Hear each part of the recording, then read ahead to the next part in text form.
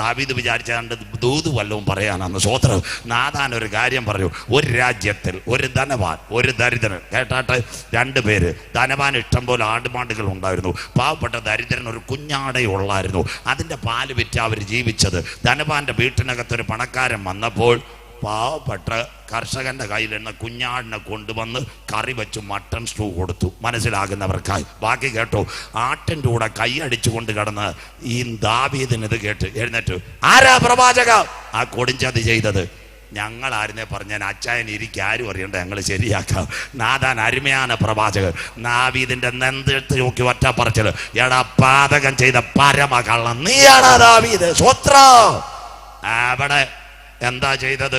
ദാവീദ് മുട്ടുമടക്കി. അതാ മാമ 51 സങ്കീർത്തനം. എന്താ? എല്ലാവരും വായിക്കണം. നാഥാന്റെ മുൻപിൽ മുട്ടുമടക്കിയിട്ട് ദാവീദ് എഴുതി, അങ്ങയുടെ മഹത്വത്തിൻ്റെ ദയപ്രകാരം എന്നോട് കരുണ കാണിക്കണമേ, എൻ്റെ അകൃത്യങ്ങളെ നീക്കണമേ, എൻ്റെ അങ്ങയുടെ പുസ്തകത്തിൽ നിന്ന് എൻ്റെ പേർ മായ്ച്ചു കളയരുത്.